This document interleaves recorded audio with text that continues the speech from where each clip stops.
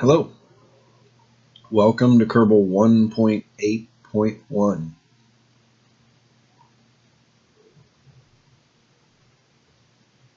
Anyway, usually I talk for a couple minutes and then I get into the video. We have a gold, it's not a gold release date, it's what we call a firm commitment by the developers of Kerbal Space Program 2 for spring of 2020. Now this is good news. Oh, for all platforms, Xbox, PC, and PlayStation 4. Fantastic news. Good, well, it's good and bad at the same time. But the reason it's fantastic news is because we actually know something now. They've been doing this project in secret for about a year. And the bad thing is generally speaking, when they go for a triple console release, it's going to be released in beta. And we went through this with Sims 3 and Sims 4. They all do it now. And since the consoles are updatable and downloadable, it gives them ability. They don't have to be finished with a final gold copy for release. Remember, we used to play by the disc, and the disc is what we only got. But now we plug our console games into the internet so they can be updated. So it allows the companies to release in beta. So like when we went from Sims 3 to Sims 4, not only did the player have to start over, but the game had to start over too and learn all their mistakes again and go through their whole beta game testing process. So as players, we're going to get better eye candy. We're going to get multiplayer. We're going to get colonies and population. Hopefully we get some kind of life support and maybe even space radiation. That's my hope.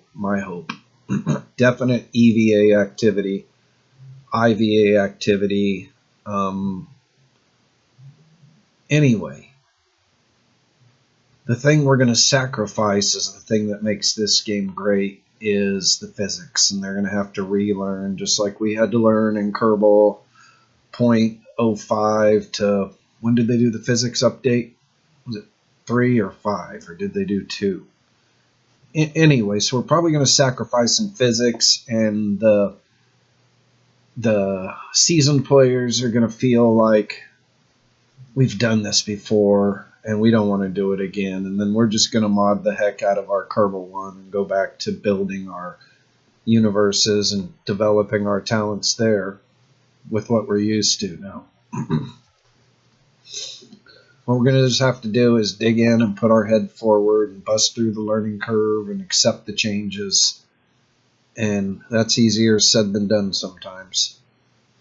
But then we adapt to the new system, and before you know it, we actually do see that it's worth it, what we went through to get to here. I know anyone that plays Sims 4, you'll know it's much different than Sims 3 and Sims 2 and Sims 1, and we had to go through this at every process.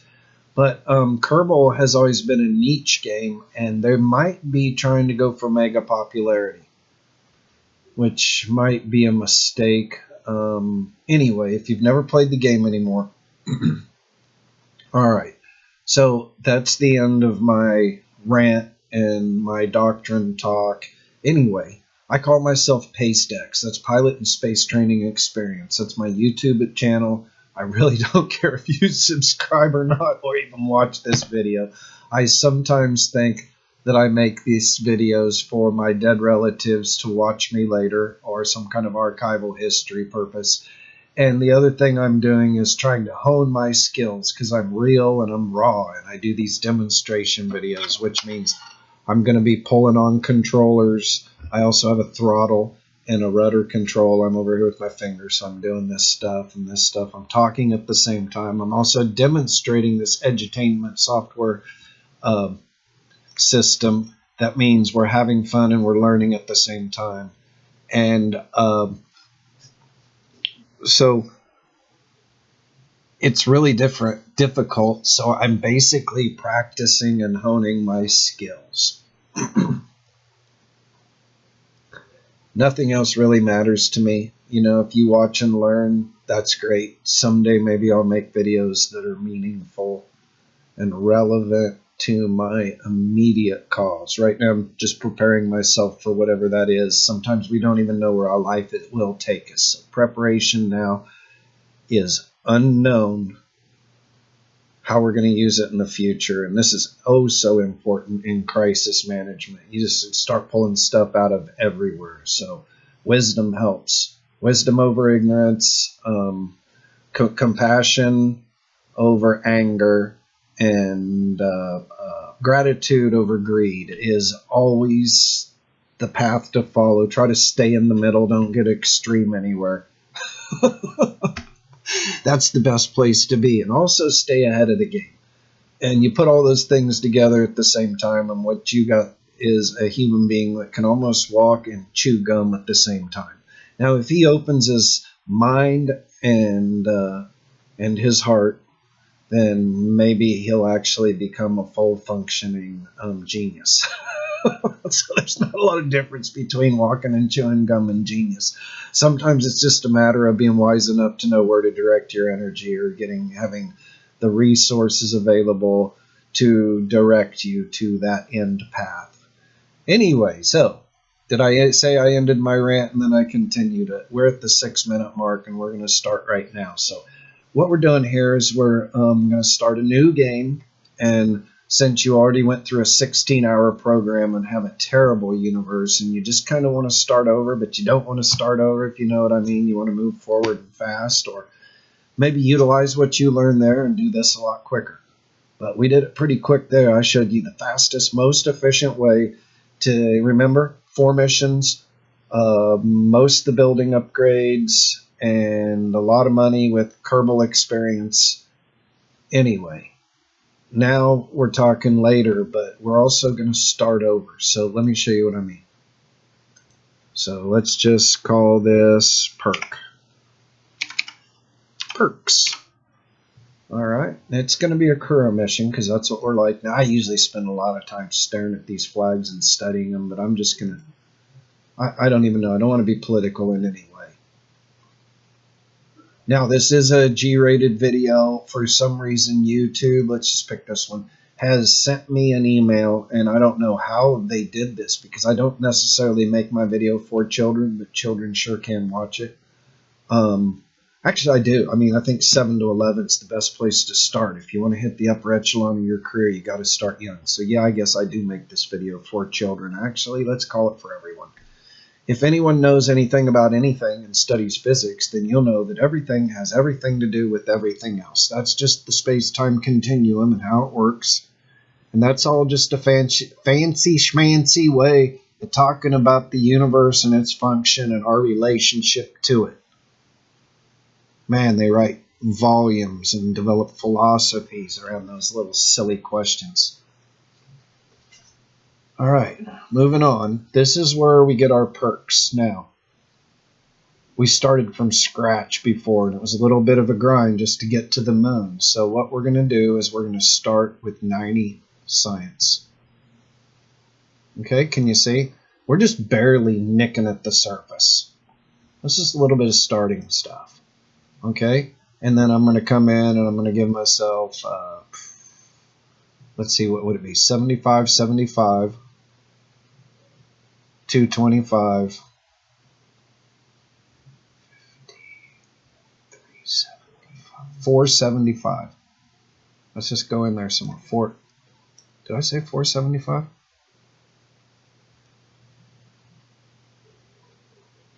Right in there. Somewhere like that. So that's all we're going to do here.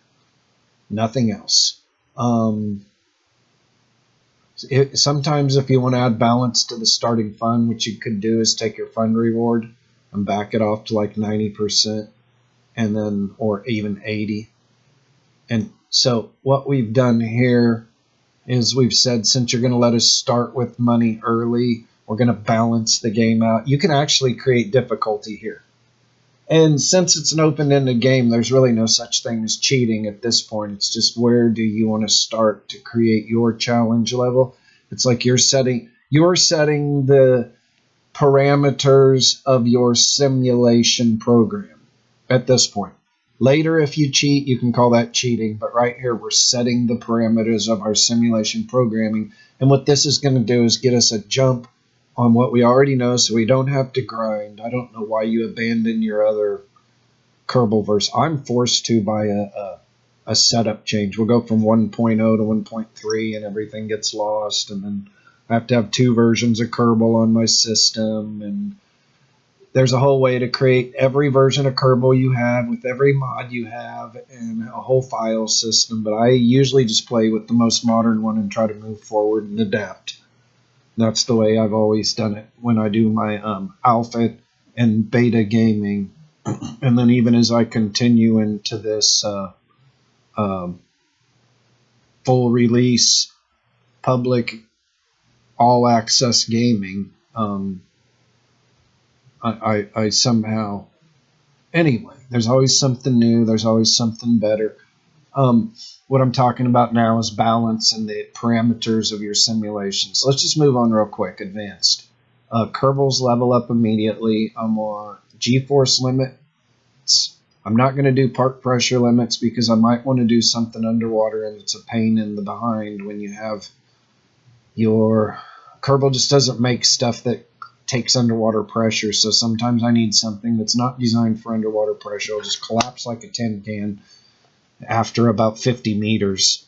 But since Kerbal doesn't have a replacement, then I need to do this here so I can do something there. We have a planet that's almost a whole ocean. Very little land. It's fun. Lay, the moon. It's actually an ocean moon. There may be life there, I hear. I also heard a rumor of a flying saucer crashed on the moon. But anyway, moving on one of the poles, north or south, I'm not sure which, was a rumor. Like all rumors, who knows till we get there and look with our own eyes. Okay, so no part pressure limit. I'm going to do always allow action groups. I'm going to have plasma blackouts, no extra ground stations. This will force us to build a satellite network. I'm just going to go with everything else. All right. So I have to disappear for a second so I can push an accept button. And you may see me disappear from time to time when I need to set a button or check. Usually my camera's right in the way of my vessel part number and the weight, and I can only see the outer edge, but you cannot. So let me come back here. I can come and go with the push of a button. All right. If you want to read any of this stuff, you just have to put it on pause. So what we're here now with before, which is different, is we've got money and we've got science. So let's just go right in and buy our science parts. Research. Remember how hard it was to get there? Now we have a choice here. We have 45 left. I can either go for science, stability, or my little Terrier engine is my favorite here. So I'm a little short. I think I'm going to go with this and then save those science points for later. We don't have enough to do much with anything. I can do one quick mission and come back, or I can just go for it. So I'm just going to go for it. And the thing I'm going to be missing here is my beloved little Terrier engine, which is highly efficient with fuel in high orbit. We'll just have to take extra and be wasteful. So the next thing we want to do is upgrade some appropriate buildings like this one. Oops, I didn't mean to enter. I'm sorry. Upgrade. Now we'll enter, and we can take all our available missions and accept them all. Alright, we're at the 14-minute mark in 5 seconds. So they're 29-minute videos. I don't like to make them any longer than that. I'd rather break them up into parts. So I need to kind of get going. So let's just we have 428,000. We need to make sure we leave a little bit to build our vessel. So we're going to upgrade this. That's spacewalks. And what else do we have now?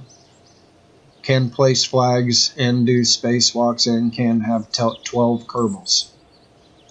Alright, this is vehicle weight. Alright, and then this is parts.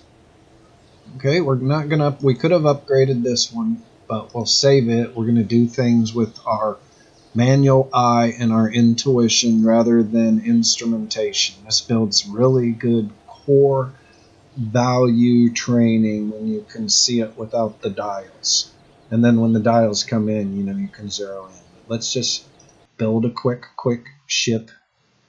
This is a basic ship, and early in the simulation, a lot of these ships look the same because they just do. You're limited in parts, but you'll find that there's always variation. So, heat shield, that's for returning. We're going to fight a number of forces when we come back, so we'll need a heat shield. One of them's going to be friction, and one of them's going to be speed, and then we got to trade speed while we cut through the friction. And what the physical laws tell us is that we are going to produce heat. You can do it with your hands, just like that. That's a way to produce heat with friction. Of course, we have other forces at work here. So we're going to have atmospheres that we're going to be cutting through and slowing us down, and we're going to have gravity pulling us, so it's going to be a battle between air and gravity. We also have our own mass, which is caught in the middle of these two forces, and we have to direct it at the proper angle, or we will either burn and burst into flames, crash into the earth, or bounce off into space. Anyway, 3 things can happen and 2 of them are bad. So it's important for you to know what you're doing and have a contextual perspective of your situation at hand so you can understand and interpolate the data for a favorable result rather than what we call a failure.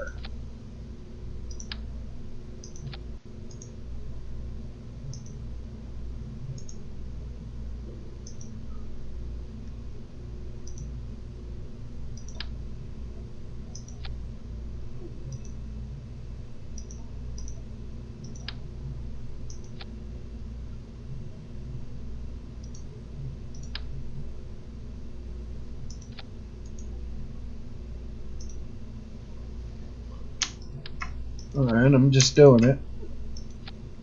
That's 4 tanks and a T-30. We have a T-45 up here. I would have a Terrier in that place if I had a Terrier now, but I don't. And so then we're going to put these 3 of them. That's primarily for balance. Yeah, I guess we're going to use... Let's go ahead and use the small ones. No, I'm wrong. I'm going to use these. Good, I got them on square now. If they're in the wrong spot and you need to move them to another spot. Alright, so this is a simulation reel, edutainment. Physics reel, edutainment simulation program.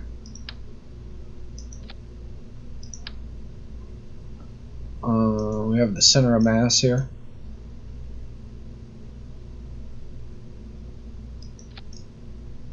And since I can have extra parts, I can put these what we call assist fins here.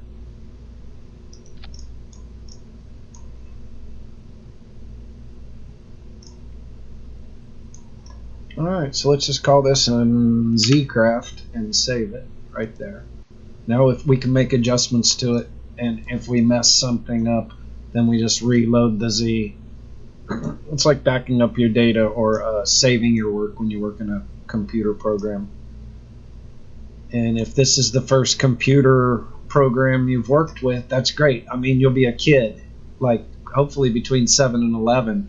And anyway, this stuff's just real basic when you get into schoolwork and boring computer stuff that you'll hate, but you have to do it because it keeps you efficient. And it's part of your job. You won't really hate it. I mean, we hope you love it, but if we loved it, if they call it work, and if we loved it, they'd probably call it come have fun for free money. But they don't call it that. For some reason, we use the word work, and people come home and like to leave. I don't want to get you bummed out about working you're a kid. It's just like, it's not, anyway, I don't even know what to say. But if this is your first program, it was good to save in case we mess it up and I want to come back and read it. Then I can see I just did a few things. I set some science up, so save again. Right, do something and save again. And now I'm rolling on my mouse wheel and pushing my shift key, moving around. I hold the alt for duplication or copy. Anyway, so what I've made is a simple craft here. I'm going to check the staging. Alright, so when those fire, I want that to fire. When that fires, I want that to fire. And if I set these up, alright, so sometimes we have a stopgap mechanism, and these are auto settings. So in case we forget or we're unable or our Kerbals are unconscious, our parachutes will open because they'll push the button before they leave space. Anyway, it's a good stopgap unless in case like conditions out of your control come into play, and then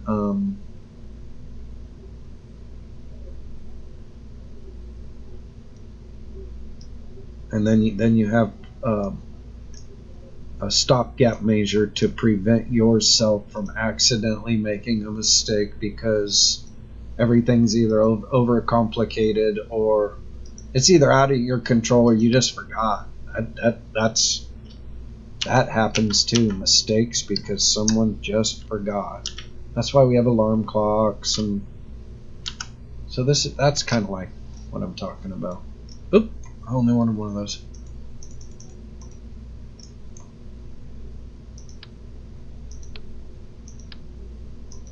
Alright, so let me just look at this. Alright, that looks like a pretty good craft. Now you realize this is our first craft. So we are launching our first vessel. We're going to break the atmosphere. We're going to collect science, and we're going to try to achieve near Kerbal orbit. That's all 4 missions at the same time. And when we do that, it should crank some money back out at us. And of course, we'll also have science and can upgrade really fast. The only thing I might want to do for myself right here is do a quick double check. Just a very fast review to make sure that my head's on straight, that I haven't forgot anything. Now, when you're doing these demonstration programs like I'm doing, it's easy to forget stuff. So we hit our 23-minute mark here. So what's going to try to happen is I am going to try to get into near Kerbal orbit in 7 minutes. And so I may just need to work this problem. You should know all the steps if you've done this before. Remember, everything's about angles and speeds and approach to our pinnacle apoaptic point. Anyway, you should know all these things. So I just start, of course, because I have it looks like almost a little short of 7 minutes to get us there. So anyway, I'm firing my solid boosters, and I'm going to adjust my fuel initially to where I think it's going to end up anyway. That's not full speed, that's 3/4 speed. I'm going to make the transition at the point in which my solid fuel runs out. I'm watching my apoapsis, and I'm going to have to estimate my time too by my vector node, which will be different than the direction I point my nose. Alright, here we go. Staging. So you guys know all this stuff. I'm checking my G4 screen. Alright, shutting down. I'm already 75,000 meters into my apoapsis.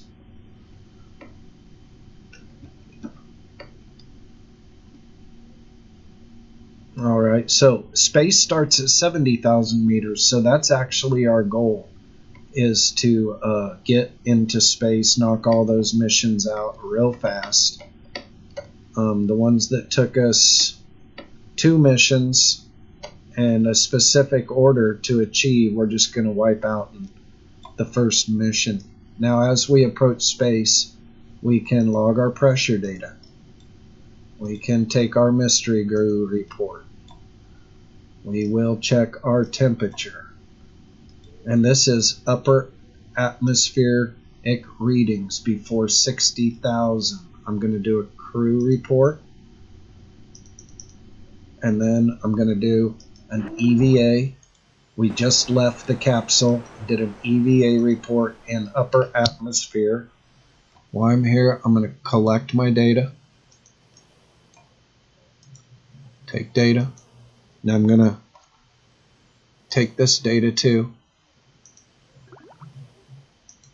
Now I have to board. Okay, at this point, I'm in space and it's time to fire my rockets.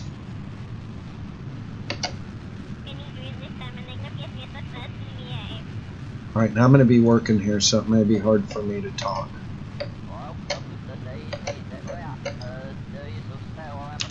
Alright, so I'm going to go in and look at this map view. And here's our apoapsis, and this is what's happening. We have a thing that you're going to learn in math in the future called a parabola. It's growing because we're putting speed on the parabola. Now realize we're traveling at a speed around a big knob that's spinning, and we're going so fast and so hard, and we're about to run out of gas. Our apoapsis is pulling away from us. So what I want to do is pace it in front of us, like right there. Okay, we just ran out of gas, so stage. All right, let's go back. See, it's pulling away from us, so now I'm going to back off. And it's pacing with us now. You don't always want to apply extra pressure all the time. And what I'm trying to achieve is what we call escape velocity. Escape velocity. It's 2,250 meters per second at the first check. And if you see, if I get closer to my vector, that's the direction we're traveling, then my apoapsis starts to plunge towards me. So one thing affects another. In physics, everything has everything to do with everything else. So you just kind of need to understand like 3 or 4 things at the same time. So right now what I'm doing is adjusting my speed to control my apogee. And if I want to move it towards me, I'll just put it right on the middle. It'll come at me, and then I give it all the gas in the world. It won't matter. Look, I'm giving it full throttle. Okay, 2,300. Let's look what just happened. We just really kind of messed ourselves up. So we have achieved space, and this is our low point here. And you can see we overshot. We still have gas, so we're going to flip our craft around and bring it back. Alright, and that's our correction. And what we want to do is bring it back till it splits us right in half like that. 78 and 77. Okay, so we've just achieved what the parameters of our first 4 missions. We're in space, so we might as well log our pressure data. Do our space scoop. Remember, we did this in upper atmosphere just before we went into our fast, high, hard, overzealous corrective burn. And by the way, I have to admit to some mistakes I've made. All right, we do not want to overwrite the report. What we want to do is review the current report and then transmit that data. And you can see our antenna came down. We transmitted the data. We just probably sucked the life out of our batteries. I better turn the lights off. But now what we can do is another crew report and a space crew report. See?